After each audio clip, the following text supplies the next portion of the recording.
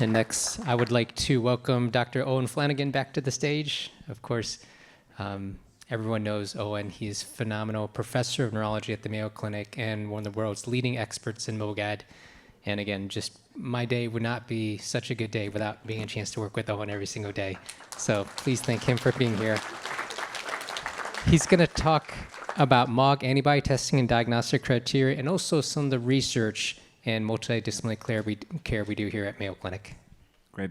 Thanks, John, for the kind introduction. I realize I'm the only person between you and the break, although we may have a video just after my talk before the break. So I'll try not to take too long. I'll probably combine these slides together. For those of you who don't meet me, my name is kind of hard to pronounce. So Eoin is not very intuitive, but that's an Irish name. So if you reach me in the corridor and you call Ian, sometimes I won't answer, but that doesn't mean I'm ignoring you. So the E is silent. Eoin is my first name, a very common name in Ireland. So if you ever go over to Ireland, you'll remember that name. I'm just going to give a brief overview of these diseases that are associated with inflammation and demyelination.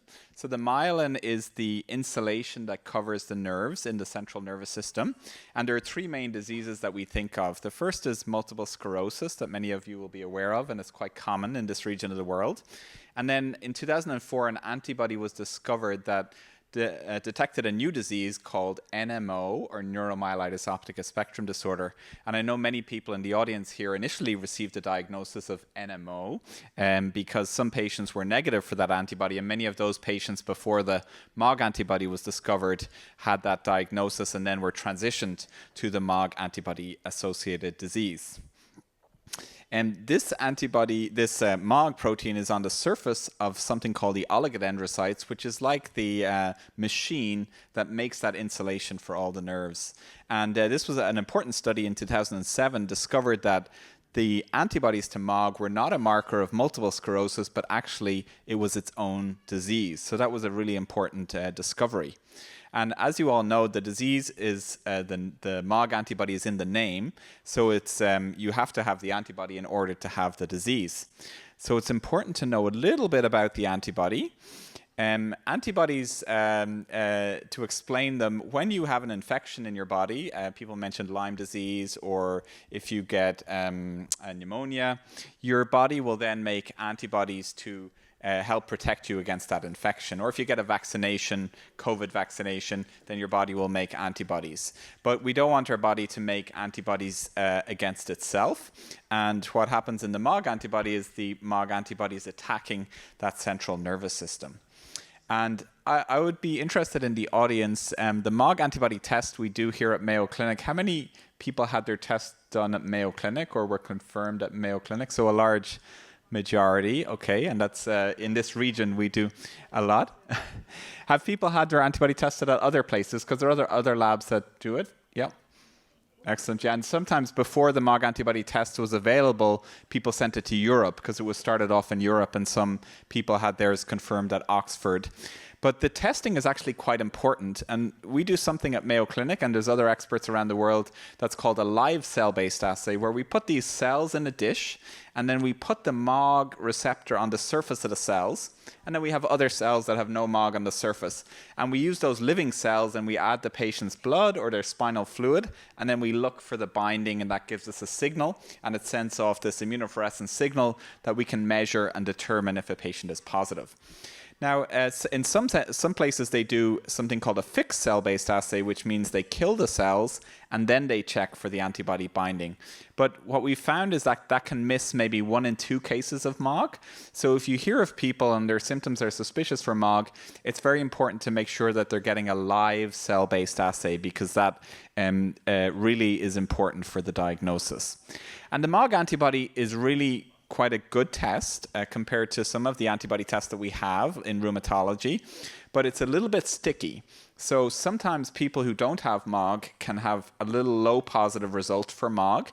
So we have to be a little bit careful with those low positive results. That can be a bit of a challenge. We need to make sure that the patient actually has MOG and doesn't have something else like multiple sclerosis or some other condition that we would treat a little bit differently.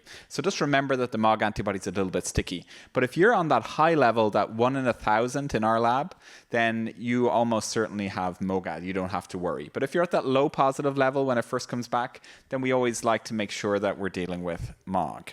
And we see that when we send samples to other labs, we can sometimes see that when we send low positives, if we send it to all the experts in the world, half of them will pick it up and half of them won't. So it's a bit intermittent. But if we send the high positives, all the labs pick them up. And if we send the negatives, all of the labs pick them up that they're negative. We recently did a study, Bianca Redenbaugh in our lab did a study of spinal fluid. So the MOG antibody is easiest and best tested in blood. Nobody wants to jump in for a lumbar puncture if they don't need to. But we do find that in some patients who are negative in the blood, about 5 to 10%, we can pick it up in the spinal fluid. So if there's a suspicious case, sometimes the spinal fluid can help us, and that's a test that we're developing. And you've seen some of the research fellows here who've been handing around the microphones, but our research fellows have done many of these studies and really determined how we can make a diagnosis. So for those 5 to 10% of patients who are negative in the blood, this is really important that they get the spinal fluid tested and that they get a confirmed diagnosis. So I'm just going to mention a little bit about the MOGAD panel diagnostic criteria. So this was an international multi-center group that came together to try and give MOGAD its own definition. Like Julia mentioned earlier, she went to the CDC and she got it a name. So now when I go into the Epic chart in our facility, I can type in MOGAD and I can charge the diagnosis to MOGAD. So that was a really important first step. And then this second step of getting a group together and saying, what is MOGAD? So if you go into a hospital in North Dakota or in Montana and they've never heard of MOGAD, this diagnostic criteria is something you could print out and say, this is what I have, this is the disease, this is how it's outlined, and then they know what you have. And I'm going to skip over a few slides here and just go towards the end here. But what I'll say is, because we've heard a lot about the MRIs and the spinal cord and brain and optic nerve involvement. But really what you need to have MOG is you need to have one of those typical events that we heard earlier. So that optic neuritis, optic nerve inflammation, spinal cord inflammation, or brain inflammation. We term encephalitis or cerebral cortical encephalitis or the acute disseminated encephalomyelitis. So we make all these complicated terms, but in reality, the itis means inflammation, and these are just parts of the body that are inflamed. Optic nerve, brain, or spinal cord, or some combination. And if you have that typical episode and it's confirmed on MRI, then if you have a positive MOG antibody, and then you need to make sure, because of that sticky low positives, you need to make sure it's not a different diagnosis like multiple sclerosis, and then you can meet the diagnostic criteria. And that's this is really important for other doctors out there, that they can follow these guidelines. So when you go into a hospital that may not have as much experience for MOGAD, that they can make an actual diagnosis. And so I'm going to actually ask them to move. This was the group. We met as a MOGAD panel criteria at 6 a.m. every Friday morning, every week for 2 years. So it was really a great effort, and some people were getting up at 4 a.m., some people were up at 12 midnight at night. One person would sleep in his office overnight so he could actually participate in the criteria. But it was a big effort, international group, to try and come up with this criteria to help patients. So what I'll ask is maybe I'll just move through some of the MOGAD research and multidisciplinary clinic. Just to highlight one important study, because a question that's asked was, how common is this MOGAD? And I think we're not recognizing it fully yet, so we're not quite there yet. But what we found is about 4 people in every 100,000 in Olmsted County, which is where we are right now, have MOGAD. But many patients in Olmsted County were not tested for the MOG antibody. So I think over time, we're probably going to see that double or triple over time. But it's still quite a rare disease, but still many people around the USA and around the world will have MOGAD. We're currently participating in a study looking in a larger region in Minnesota and Wisconsin, and we're partnering with groups in Martinique, you'll see in the Caribbean here, in Sweden, in Sri Lanka, in Thailand, in Japan, and in Tasmania. These are all excellent places that have very good research to figure out how common a disease is. So we're looking to see how common is MOGAD around the world. But I will tell you, 2 weeks ago I was in India.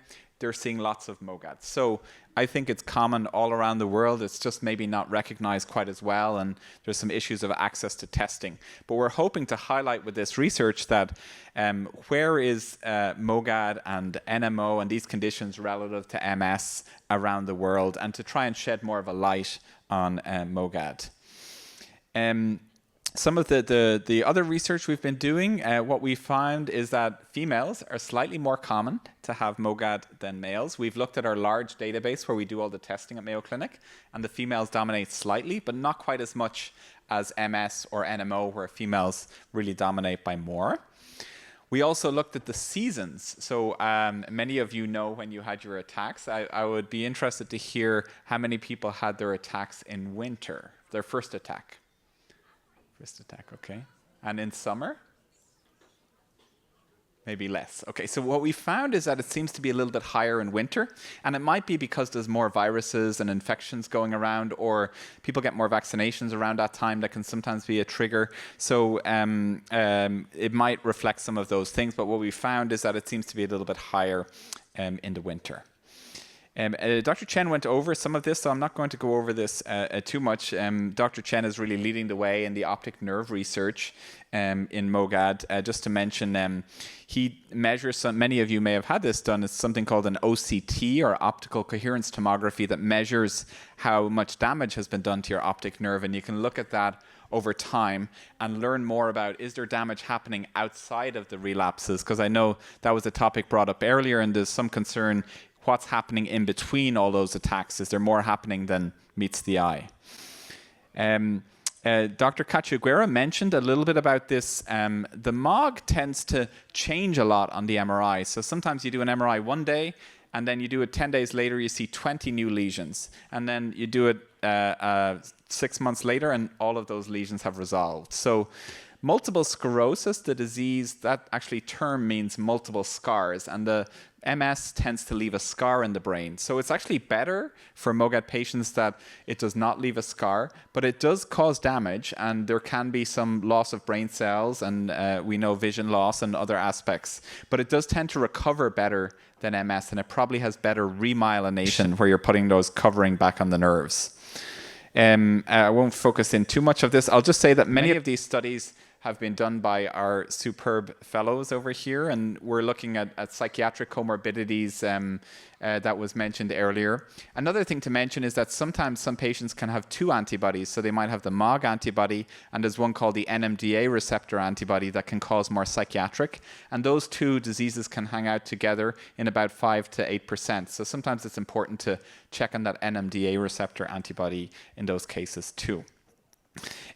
We've been looking at some, I know many of you have participated in research. We look at the blood and the spinal fluid. We're looking for markers that will tell us what treatments can work for our MOGAD patients, or what markers can tell us what's going to happen in the future. A new scan, I mentioned this was part of our most recent grant, is looking at microglia. They're a type of immune cell, and now we can track them going into the brain. And what you'll see here is this red uptake in a MOGAD patient who was active, where their MRI did not show that much, but the microglial PET scan showed much more than we would see on the MRI. So I think there's more going on in the background than we know in MOGAD, particularly in the brain. And some of these scans are going to tell us a little bit more about that. And some of them will also tell us about how we heal. Another thing that many of you do is you'll give samples over time to, and those can help us determine when people might relapse. What's happening with the level of your MOG antibody? Is it going up? And does that mean I'm going to relapse? Or is it going down? And does that mean I'm safe? Or does it go negative? So we've been following many people over time, and we're trying to get a better sense. It's a little bit complicated to figure out, but I think overall, If the MOG antibody goes away, the risk of having a new episode seems to be less, and if it stays very high, then the risk is a little bit higher. But we're trying to learn more about that so we can tell patients this is what's likely to happen over the future. And we appreciate all of you who've given samples many times to help us kind of understand all of this. Dr. Chen, we'll talk more about treatment later, so I'll skip over this one. Dr. Chen has the steroid in the pocket concept, and Dr. Thakral-Waboon, but we'll cover this later in the treatment section. Just to mention that there are 2 clinical trials at Mayo Clinic that are enrolling. So for patients who've had 2 relapses or more, the Meteoroid trial, which is satralizumab, a medication that's given under the skin once monthly. It targets something called the interleukin-6, which is kind of a signaling molecule that provokes inflammation. So that's one trial, and that one is for children down to 12 years. And then the other one is called the COSMOG study, or the rozimab study. We'll hear more about these later, and we're enrolling for these studies. So we're hoping that, and I do think there's a lot of hope out there for our MOGAD patients. We are doing a much better job at diagnosing. We know better how to treat it now, and we have medications coming. So I think there's lots of hope out there that we can really improve the lives of patients with MOGAD. So I would see a lot of hope for the future. One other topic I'd just touch on at the end is the MOGAD Clinic. So we actually developed with Dr. Chen and others at the Mayo Clinic the concept of a MOGAD multidisciplinary clinic. So at Mayo Clinic, we work very closely with other specialists. So when people come, we'll kind of try and work after all of their needs. So if you come, you have eye issues, you'll see the ophthalmologist. If you've got bladder issues, you'll see the urologist. If you've got cognitive issues, the cognitive rehab person, the epileptologist. And it's really a team effort. And then we have neuroradiologists who help us out. We will go down to the lab and check on the antibody levels. So we really work in tandem with everybody to try and get the best for every patient. So the concept of the MOGAD Clinic is really a team approach to every patient with MOGAD who comes, and we really want to work together and help.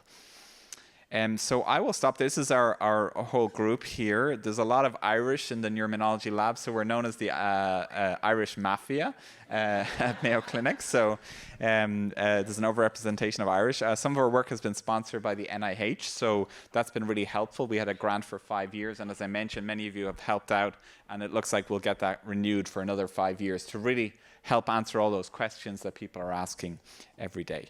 So I'll stop there, maybe take a couple of questions, and then we'll move to a video. Yeah. All right. Hi, everyone. My name's Gianna Karamonica. I'm a MOGAD patient. On behalf of Julie, I'm going to ask some questions from our online viewers. So I have one from Loretta. Her question is, if someone recovered well physically from MOGAD, the patient can walk, etc., how come they still have urine retention? Is there hope for them to completely heal if their urine retention, as well as even if they're 6+ months out? Also, a follow-up question, if the patient is getting worse in their recovery, such as more constipation and more urine retention, could that mean that there's relapse? It's a great question, and it is something that we see. That's an experience that we've had, that many people who have that spinal cord involvement, they get a lot of weakness, and then in the recovery, they recover a lot of strength, and the numbness tends to improve, but sometimes the bladder lags behind. And we don't know the exact reason. We say that most people will reach close to their maximal improvement within a year. So we usually give it about a year, but most of the improvement probably happens in that first 6 months. But it can be an issue. And then I suppose if you are having worsening bladder symptoms, constipation, particularly if there's any other muscle symptoms, you need to contact your neurologist to see, because that urine blockage and not being able to pass urine is a real red flag that you might be having a MOGAD relapse. So if you haven't had bladder issues before, and that's the first thing that comes, you need to see your doctor and make sure, or get into the emergency department urgently to be checked, because that is a major feature of the MOGAD. But there's lots of research going in, and we partner very closely with our urologists. There are things we can do in the bladder, medications, we can use Botox also, there's surgeries we can do to help. So there's lots of things that we can do. So make sure your team is partnering with the urologist to help with all of those symptoms. Any other questions? Okay, we'll move to the video then, yeah. Great. We'll have a video and then we'll go to break. So quick video and then we'll have the 15-minute break. Yeah. Thank you.